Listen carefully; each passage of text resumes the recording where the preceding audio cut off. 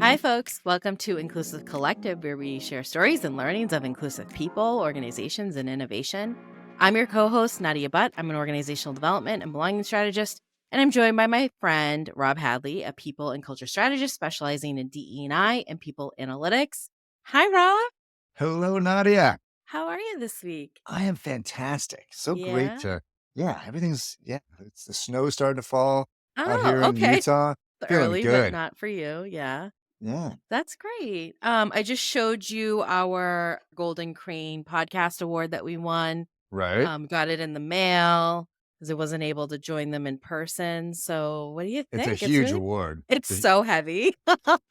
It's Do literally it feels like it's like at least 10 pounds. you feel a lot of pressure? So I'm starting to feel a lot of pressure to repeat. Like, are you feeling pressure to Oh win the yeah, award I wanna again like next year? yeah, I wanna come back in. I wanna be the what's We the have to word? get stronger as a team here because we got Yeah. to win this again. Yeah, look at this award. It's so beautiful. I Yeah, we have love to it. win it again, so it says 2024. Well, I'm dedicated to it. I'm doing pull-ups and push-ups, and I'm ready to get there out there in 2024, Awesome. win it again. Let's do it. All right. So should we talk about this week on Inclusive Collective? We're going to be serving up DEI news and views. We'll be discussing a Tesla worker revolt in Sweden, Lululemon's anti-Muslim photo editing, bad behavior at the FDIC. We'll also chat about more evidence against implicit bias training, more realistic Black hairstyles in video games, and what white people should be doing for DE&I. And helping us break all of this down is our friend Aparna Rae. Aparna is an award-winning multi-startup founder working at the intersection of diversity, equity, and inclusion and data to create workspaces that work for everyone. Aparna is the founder of Moving Beyond, a startup building solutions to solve complex DE&I and people challenges using real-time employee voice and impact data, experiential e-learning, and an innovative lab approach grounded in human-centered design. Aparna is a sought-after speaker and an author whose writing has been featured in Forbes, Business Insider, GeekWire, and Power to Fly. She's a regular contributor to Forbes. Aparna Rae, thanks so much for joining us a second time on Inclusive Collective. Thanks for inviting me, y'all. Fern, I'm so excited to see you. Had me in stitches earlier, just laughing on early in the week. So I appreciate that. How have you been? Really good. Yeah. Travel anywhere Yeah. fun lately? No, I feel like the end of the year really is a time for PowerPoint presentations, strategy Mm, decks, looking at Excel spreadsheets. And so that's how that's I kind of what I've celebrate. been up to. Yeah. Hey. Awesome. Well, hopefully it's restful because we all need some rest. All right. So we're so excited because you're going to join us with the deets this week. So we'd love to get started and have you kick us off. Perfect. Okay. So I have been tracking what's happening with the labor unions in Sweden, specifically around the organizing that they're doing against Tesla. And it's been going on for a couple of weeks. And so, folks might have read or heard that various sort of automotive adjacent labor unions are basically boycotting Tesla. They're refusing to repair cars.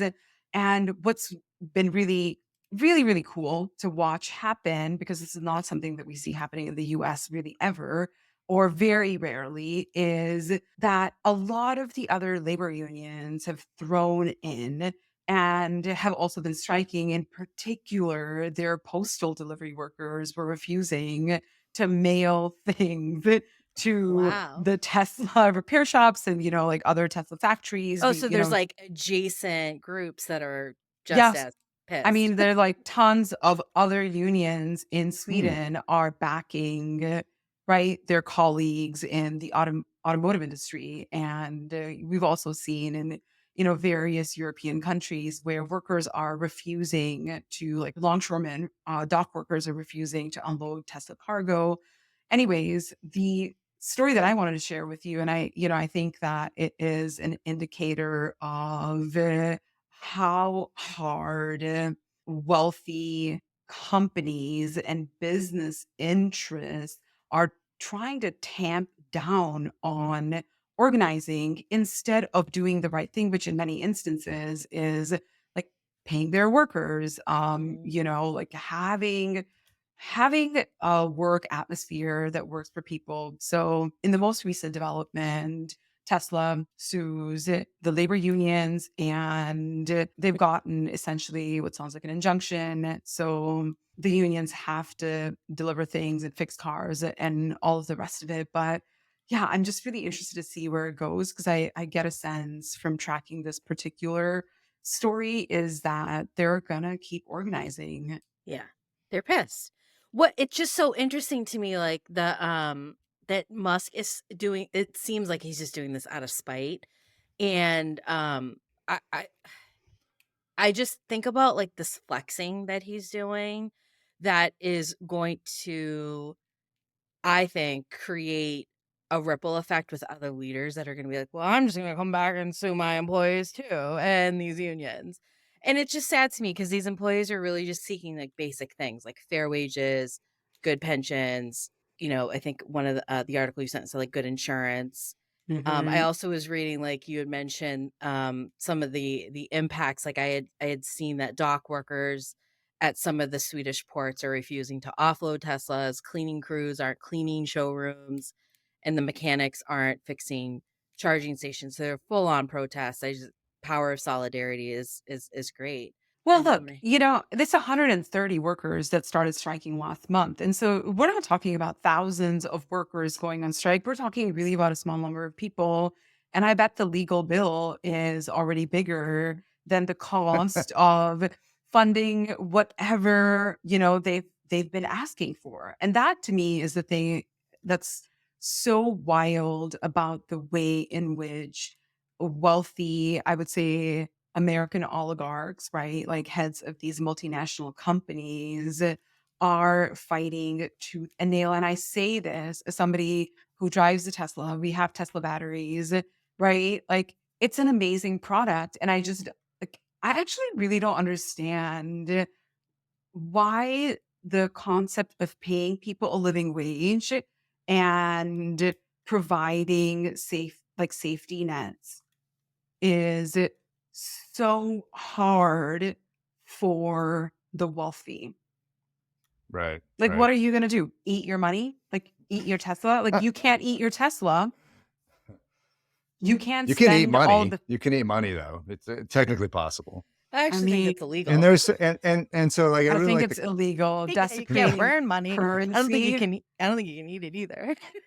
but I like the collaborative nature and the story that you pointed out. We have seen some of this here, right? So with the United Auto Workers, right? And Mhm. they think about the the effectiveness of Sean Fain, the president there, of getting separate unions for the first time ever to collaborate and then walk out at very strategic and key points. And so there's Mhm. starting to be a little bit more collaboration and coordination between unions here in the US. There are mostly weak unions here in the US, and that's a much different situation than you have in Sweden to be able to pull something like this off. So, Yeah. really cool. And I was wondering about, folks that drive Tesla. So I didn't know that you drove a Tesla. I was wondering how people were feeling about the product now, given where we are going. I mean, we're talking about the most feverishly anti-union leader. Maybe Jeff Bezos is up there as well, but in terms of he said this past week that unions shouldn't exist. And so I just wondered how Tesla owners are starting to feel about their product. Any backlash for you, Aparna? I, I don't have a Tesla. Well, I live in Redmond, Washington, which is where Microsoft is headquartered in the neighborhood that I live in, with really old houses, small old houses from the 60s.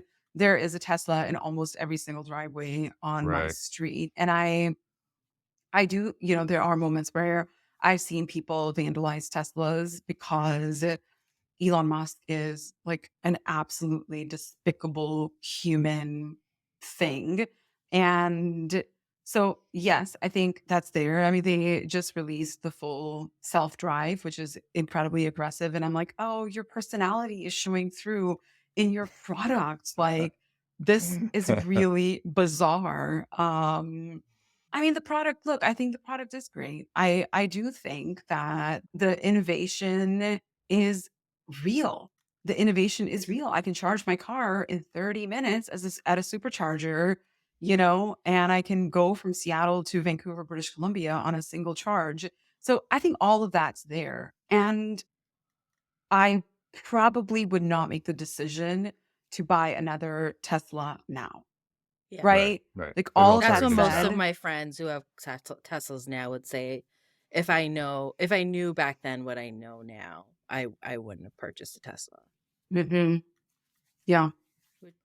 So it's something to keep our eyes on and watch, and we'll be interested to see what happens. I'm going to shift to our next story here. So Amin Assad, an Arab American runner, competed in the New York City Marathon. Have either of you been to one? I mean, they're super fun.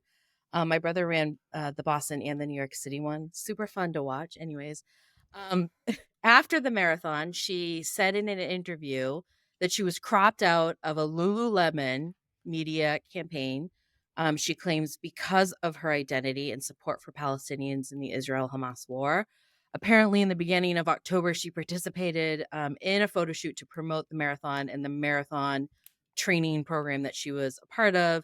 That was sponsored by the athletic apparel company Lululemon. Mm. And then she quickly realized that she'd been cropped out of every image without explanation. What I did a little bit of digging here, some investigatory work here, and apparently Amina's previous Instagram posts and stories had included links to fundraisers for Palestinians and a page calling for a boycott of Boeing over materials it provided to Israeli forces. And then her profile also had links to a website called Decolonize Palestine. Mm. I will pause there for reactions from Rob. You first. Yeah. So, as a person that is frequently cropped out of photos for non-religious or political reasons, I am triggered a little bit by this. But so, I think that Lululemon, it seems like someone effed up, right? Like, and at least they know that they effed up. They apologized, right? It's very rare that they actually know and apologize for making a mistake on something like this and probably doing the wrong thing. So the one thing that I struggled with in the presentation, this was a New York Times article that you had sent me. And so they had called, or they talked about how companies are targeting employees for inflammatory statements. And then they raised the notion of calling for a ceasefire as being inflammatory. And so, the president of France has called for a ceasefire, right? This is a mainstream view. And so I just didn't like the way that it was presented in this particular article. And so, again, we don't know exactly the things that I haven't gone through the posts that this woman had. And I've said very consistently that people should be accountable for the things that they post, especially if they are hateful. But it's frustrating, I think, that, being targeted for expressing something that the majority of the world wants and is in favor of. And so that was a thing that I was a little bit confused by. Sure. Thanks, Rob. Aparna, did you want to add anything? Any thoughts on your end? Yeah. So as somebody who spent a pretty big chunk of her childhood in the Middle East, I feel like I'm extra sensitive to Muslim folks, to women who wear a hijab, and like that kind of discrimination hits me really hard.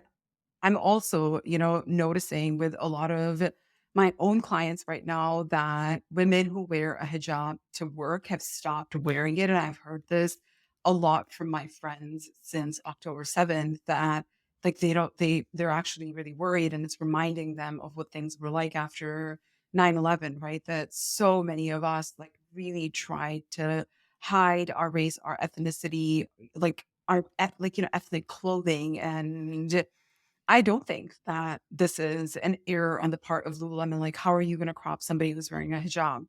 Like this is an intentional move, and they're doing something that they think is going to protect their brand, Mhm. right? That's what they're doing. They're doing something that they think is going to protect their brand, but what they've done instead is show a lot of Black and brown people that this is not a brand that's actually willing to take a stance for forget like diversity, equity, and inclusion, right? Like for humanity. Like you're a brand that's built its reputation, your image, your brand capital on women's empowerment.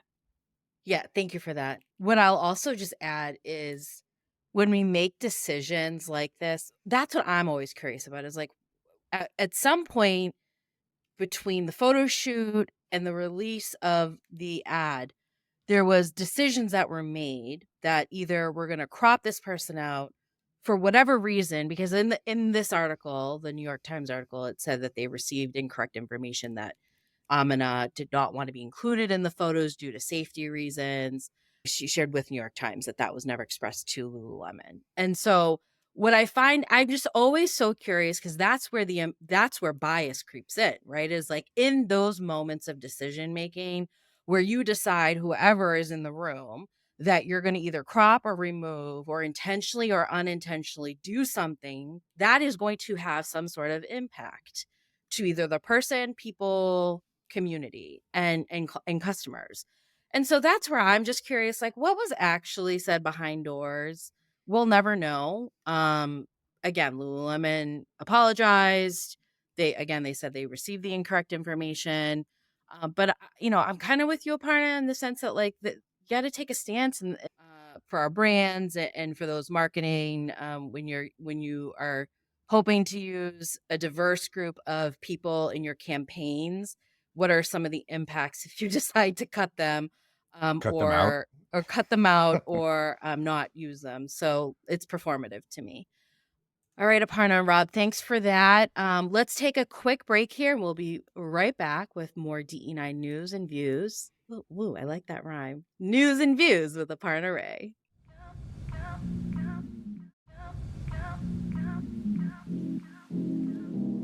Welcome back to Inclusive Collective. We have Aparna Rae with us today.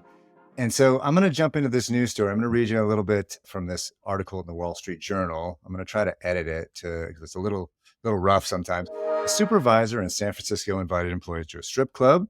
A supervisor in Denver had sex with his employee, told other employees about it, and pressed her to drink whiskey during work.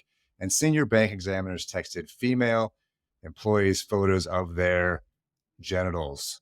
That is the lead in the Wall Street Journal article this past week, featuring tales of a toxic workplace culture at the FDIC. The agency has suffered from low retention. Shocking. Former employers say leadership enabled and failed to punish this bad behavior. Aparna, it's 2023. What are you thinking? What about FDIC? Any thoughts on some of the behavior that has taken place there? Yeah, I mean, I don't know. It's 2023 and men are just trying to take us back to the 50s constantly. And so, yeah, I don't know. I mean, like what was the point of like knitting the pussy hats and having a Me Too movement when this is happening? And I think that when I read stories like this, what I find myself wondering is this is what's come out. Mm. Right. What's happening that we're not even going to hear about for 10 more years, right? Like what's happening right now that we're not going to hear about for 10 more years. The other thing that it makes me, think about and wonder, and I guess more so in the last couple of months, is we have, we actually in writing have laws on the books for this kind of behavior to not stand. Any number of EEOC laws that should prohibit this, but there is absolutely no compliance. Mm. There's absolutely no compliance. Right. And there's no compliance at a regulatory organization that's in charge of compliance. And so the second thing that it makes me think of is, oh, if you're not following, first of all, like basic good manners, period, basic good manners, right? You're not following them at work. You're not complying with the law. What else are you not complying with as financial regulators, bank regulators? Yeah. I'll just add, Rob, if you don't mind. There's so much happening at this agency. Like it's so disturbing. So just to like tack on to what you said, apart, like a lack of role modeling, a lack of accountability, lack of like holding people accountable, lack of following through with any sort of policy or procedure, just like an absolute, gross lack of care. But there's lots of happy hours. There's a drinking culture that's really interesting. I think the article, Rob, they subtitled it like the Wild Wild West. So it appears it's still full of like this male toxic masculinity, a culture of misogyny, a culture of harassment, all presented in like a gray Macy's suit, like it's gross. So do better. I do.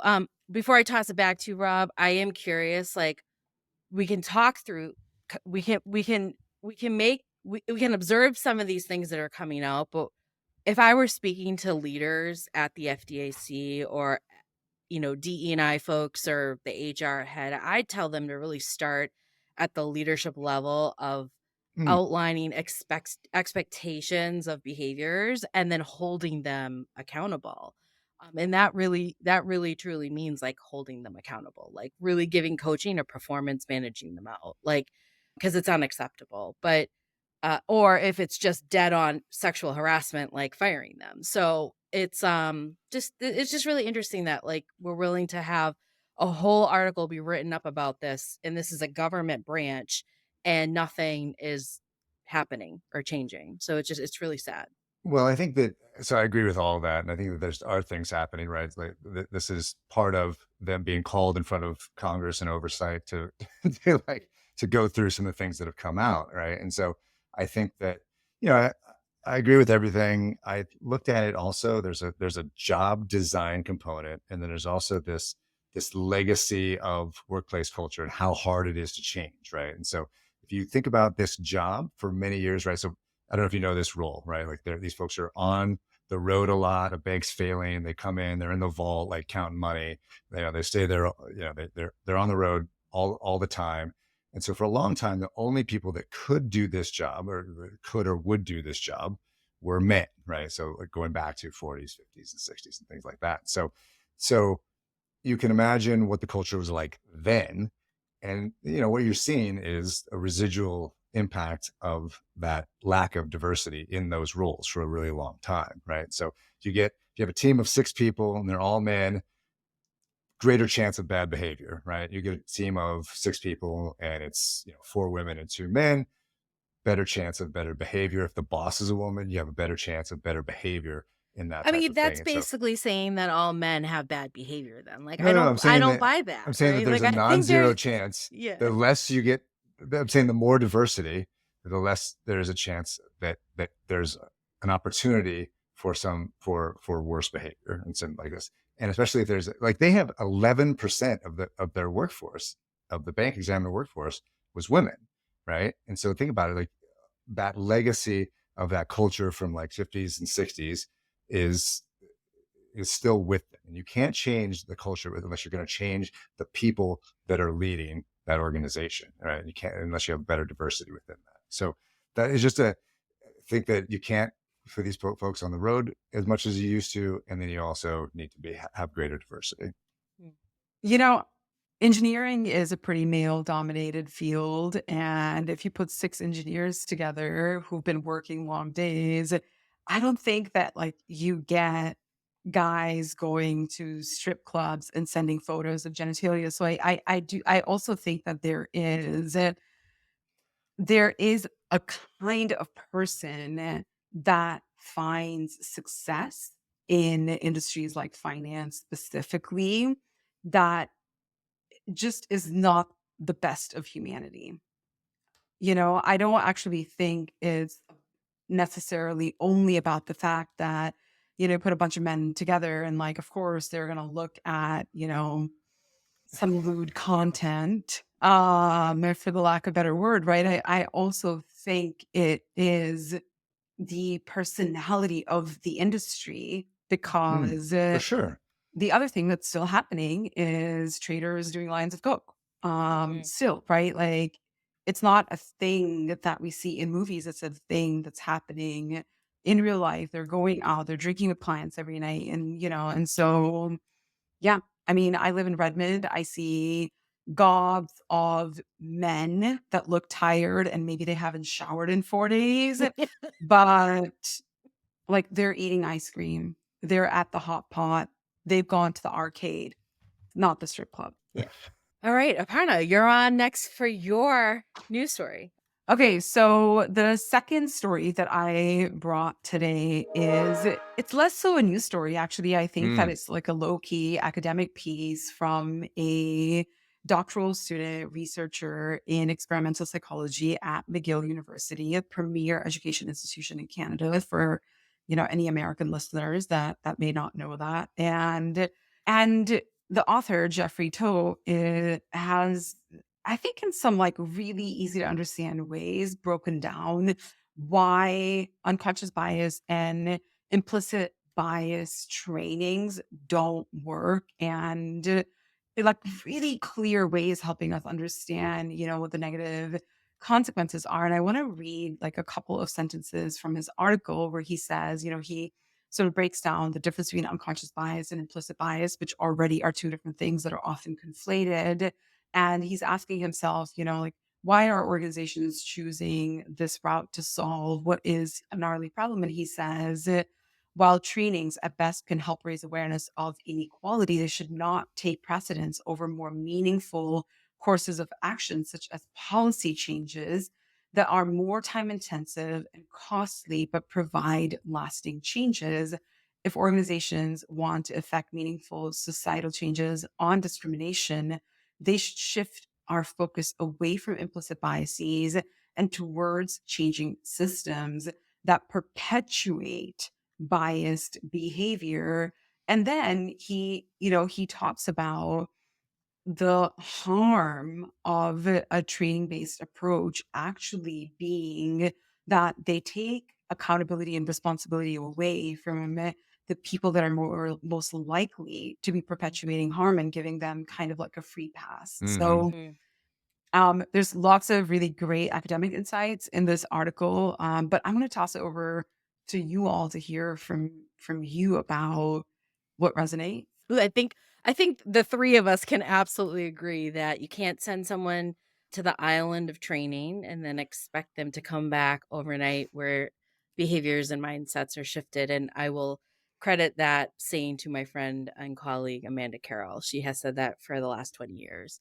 And I think it holds true, right? Like real transformational change only occurs when practice is involved, and especially when you're my background is adult learning, so like when you consider simulation based learning, experiential learning, those are so key and critical to how our brains work as adults. Otherwise, any sort of other training is really meaningless. It's performative. To me it's a waste of resources, and money, so and time, not only the person, the learner, but also the facilitator, because it's like, what are we doing here? So I think structural cleanup is really required because before we offer trainings, I think we need to like understand what the mechanisms are that we're holding people accountable, how feedback is given, how feedback is received, how we're asking for feedback, how we're kind of are we fostering an environment where folks are able to seek to understand, ask questions with humility, inquire in general, because I think oftentimes there's cultures that are built where the systems don't allow for people to ask questions to create like a continuous improvement mindset.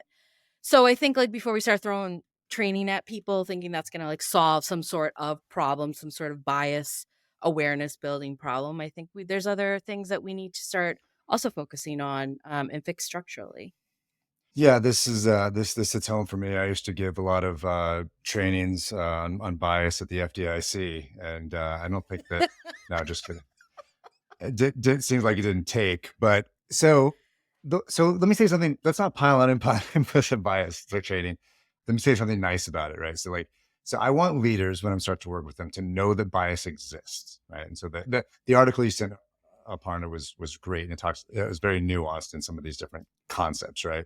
There's still way too many leaders at companies, and you both know this, that you walk in and they have the assumption that everything happens in the world or in their company due to merit, right? And so the concept of bias is one way to start to knock down that myth of meritocracy in an organization for someone that's just completely unaware of that dynamic. So, you know, this is why, obviously, and we work a lot on this, that the data-driven approach is so powerful.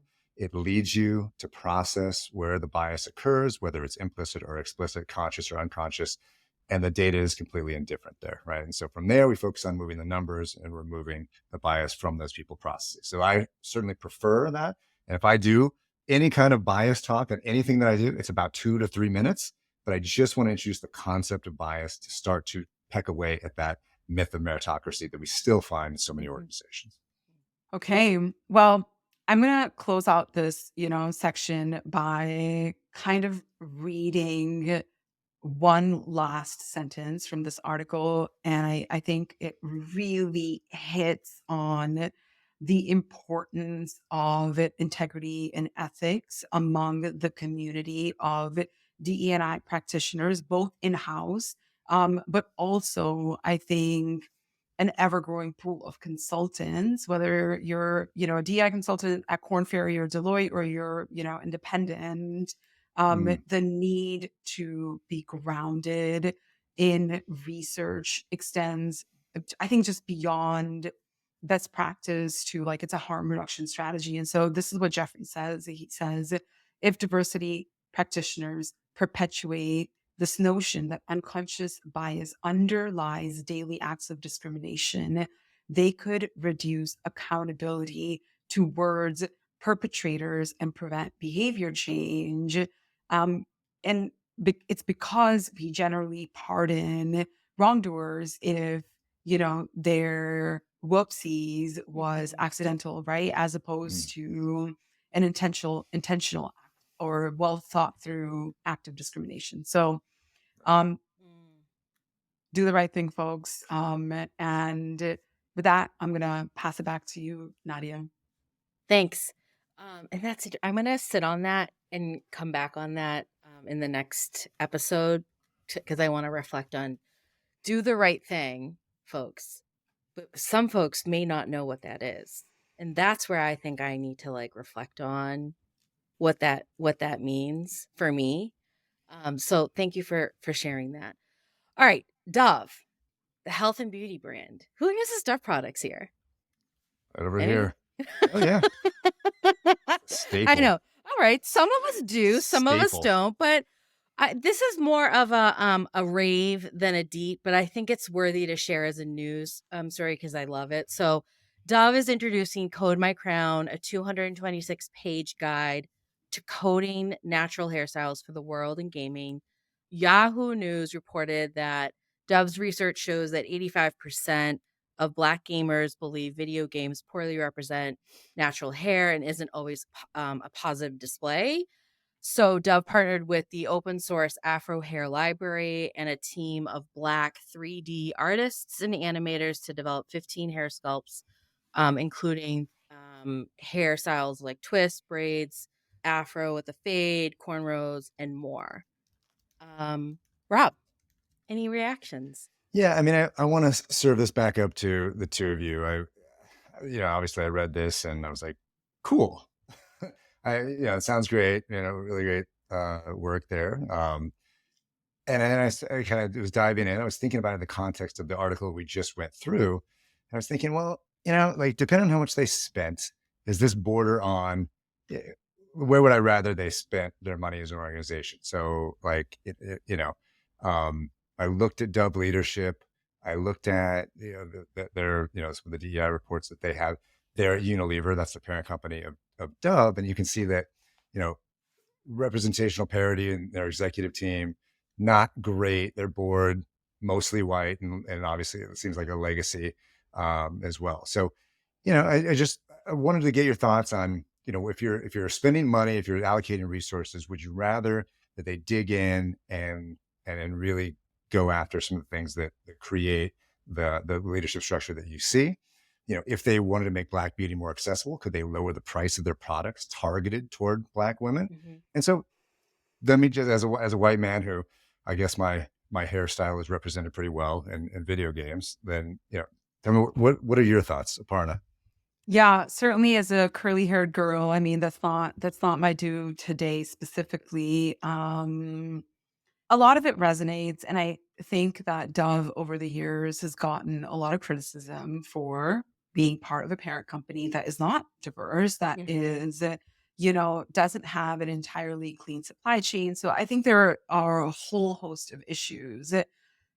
And I can still remember that one Dove ad where there are women of different shapes and sizes Yeah. in the white undies, right? Like the Yep. white bralette and the white underwear, Yep. and like fat women and skinny women and like moms with stretch marks on their bellies, right? And I still remember that.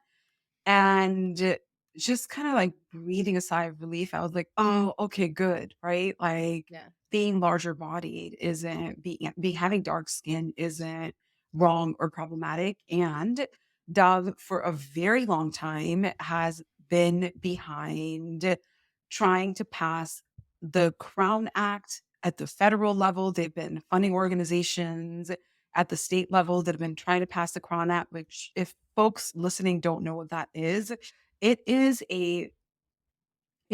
legislation to ban discrimination on the basis of hair, and specifically the hairstyles that Black and Brown folks have, which in most states, companies and schools can discriminate against people on the basis of their hair, right? Kind of ridiculous. And I don't know if it's as or more ridiculous than the FDIC story. You're like, it's 2023. Come on, right? Like when white ladies had horrible perms, you weren't firing them for their god awful hairstyle. Stop Right. getting after people with naturally curly hair. So Yeah. I think this is a good move. And by the way, like gamers aren't just scrawny white guys living in their mom's basement. There are a lot of women and people of color that are gamers, right? Sure. Like AOC is a gamer. Sure.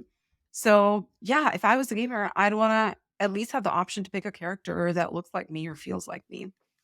Both really great points. I will just add to wrap this up. A few weeks ago, some of our listeners may recall we spoke about an article on Dr. Kashona Gray's research on inclusive game design, where she highlights the racism in gaming, particularly with like redlining and kind of spaces.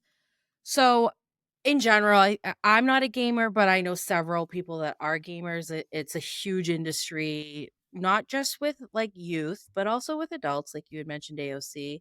So I think it is cool that Dev is partnering with open source Afro Hair Library to rethink their relationship to Black and brownness. So especially in the tech and gaming space, knowing that it is a very influential industry right now. So yeah, really, really good stuff happening. And do better, Dove. Our Unilover. All right, folks. So that's it for the deets. We'll be right back with our final article from an amazing writer.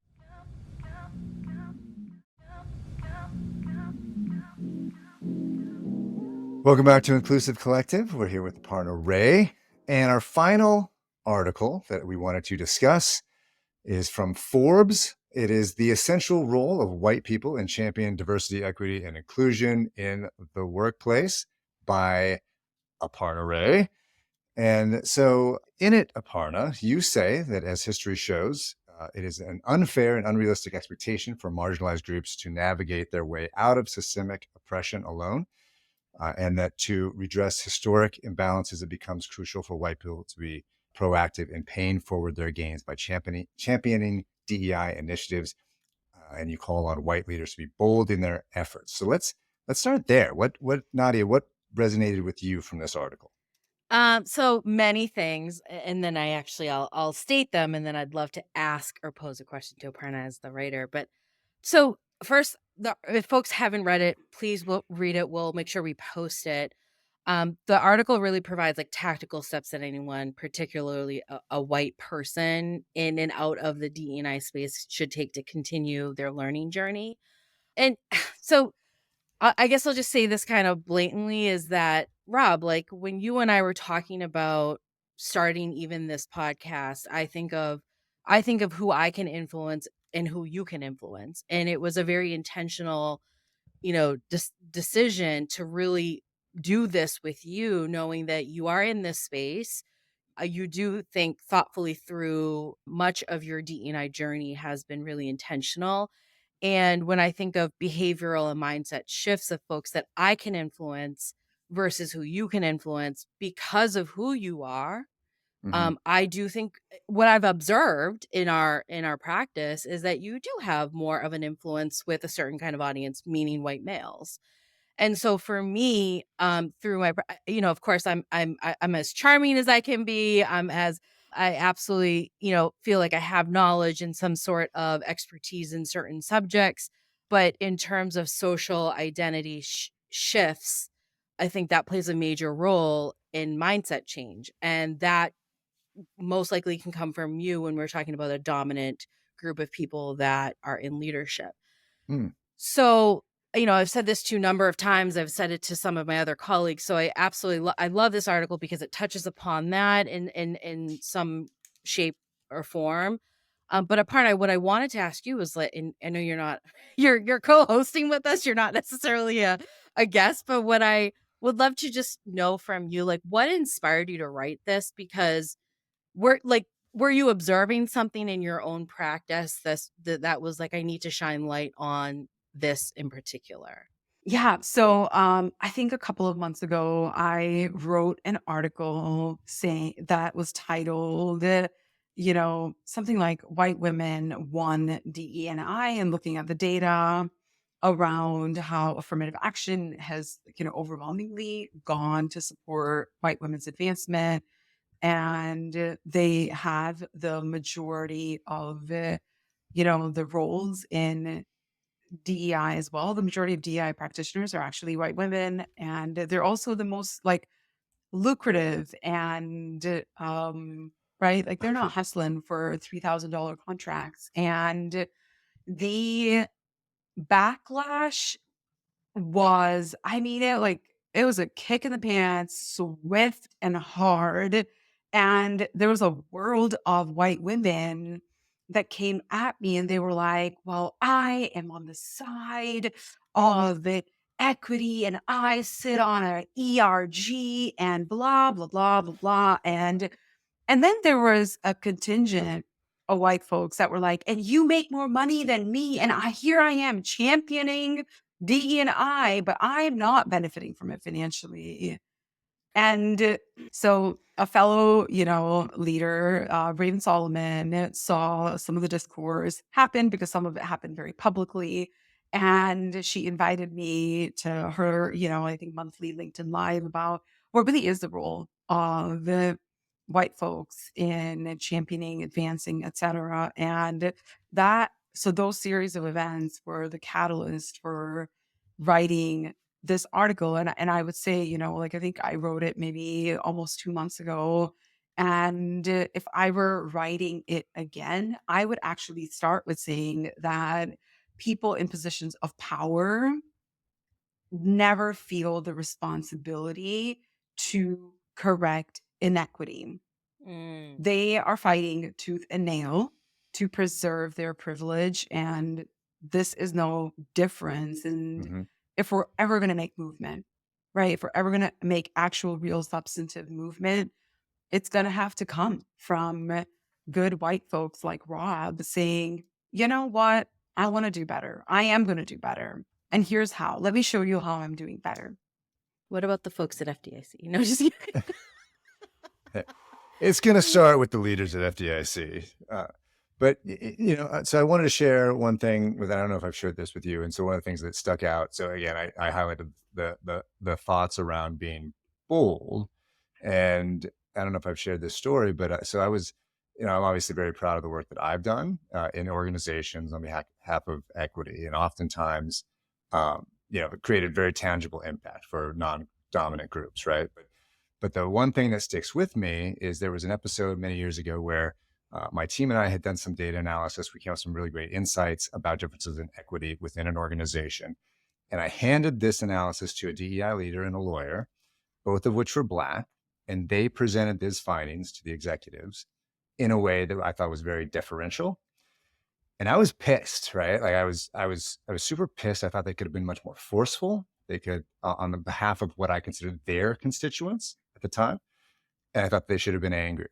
And so many or later, I realized that as Black professionals in that position, they can't present things a certain way, right? They can't always be worked up and be demonstrative in that setting, in that context. And so what I took from that was it was my role to be bold and to be loud and to show anger at certain points strategically, right? And so, and I realized that I was leaving it up to them, right? And so that I didn't see everyone as my stakeholders, my constituents, right?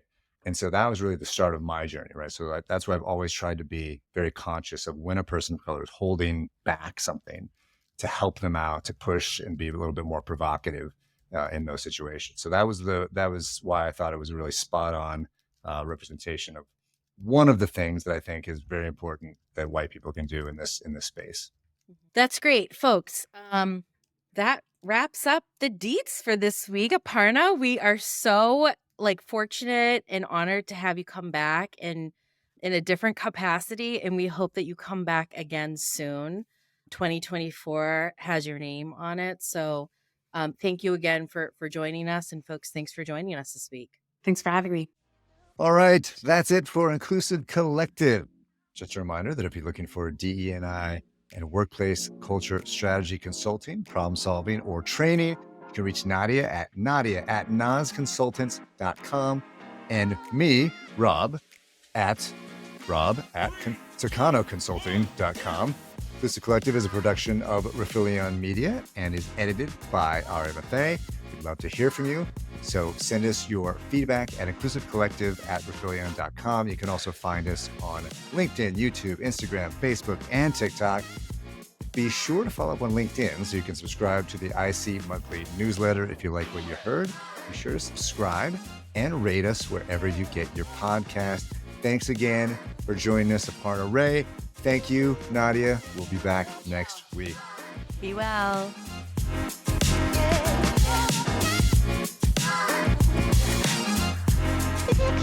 Wanna